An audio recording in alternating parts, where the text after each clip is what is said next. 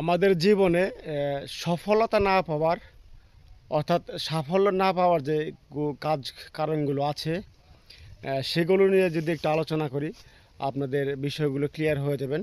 অর্থাৎ কী কারণে অর্থাৎ কী কী কাজের জন্য আমাদের সফলতা আসে না আমাদের জীবনে সেগুলো একটু দেখি আমরা। এর মধ্যে এক নম্বর পয়েন্ট হচ্ছে আমরা যে কাজগুলো করি বা যে কাজগুলো করার প্ল্যান আনি সেটার সঠিক টার্গেট বা সঠিক লক্ষ্য ঠিক রাখি না।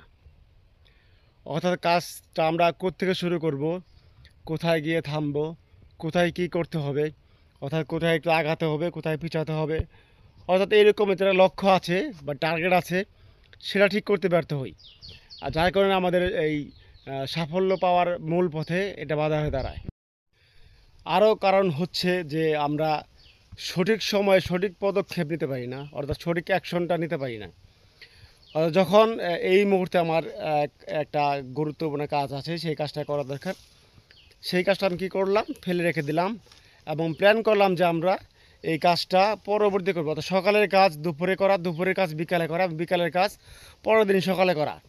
এই যে একটা সমস্যা, অর্থাৎ সঠিক সময় সঠিক অ্যাকশন না নেওয়ার যে সমস্যাটা, এই সমস্যার কারণে কিন্তু আমরা অনেক সময় পিছিয়ে পড়ি এবং আমাদের এই সাফল্যের পথে বা সফলতার পথে যে বাধা হয়ে দাঁড়ায় এগুলো। আরও একটা গুরুত্বপূর্ণ কারণ আছে, যে কারণটা হচ্ছে আপনার অলসতা বা গাফিলতি করা। অর্থাৎ যে কোনো কাজে অলসতা করা, অর্থাৎ এই মুহূর্তে কাজটা করা দরকার সেটা ফেলে রেখে দিলাম পরবর্তী সময়ের জন্য।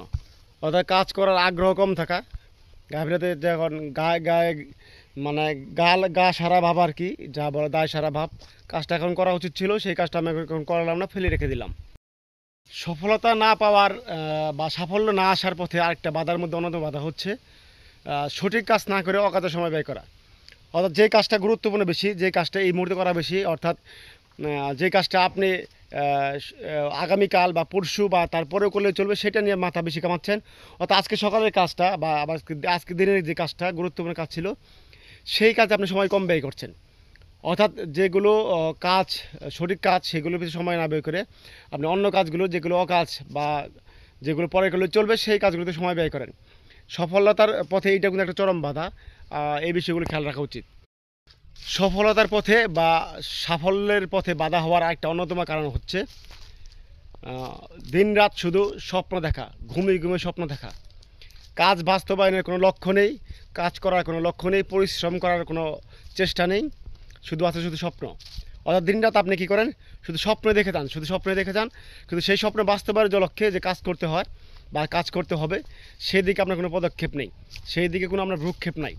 এই কাজগুলো হচ্ছে আপনার সফলতার পথে বা সাফল্য হওয়ার পথে যে বা অন্তরায় বা যে বাধা, যে সমস্যাগুলো, তা হচ্ছে এগুলো যদি আমরা সঠিকভাবে কাজে লাগাতে পারি এবং এই সমস্যাগুলো কাটিয়ে উঠতে পারি তাহলে আমাদের সফলতা নিশ্চিত। আমরা চেষ্টা করবো সবসময় আমাদের জীবনে যেন এই সমস্যাগুলো না আসে এবং এই সমস্যাগুলো যদি আসে কখনো তাহলে যেন সেটার মোকাবেলা করতে পারি এবং সঠিক পদক্ষেপ নিতে পারি। সব ভালো থাকবেন, সুস্থ থাকবেন।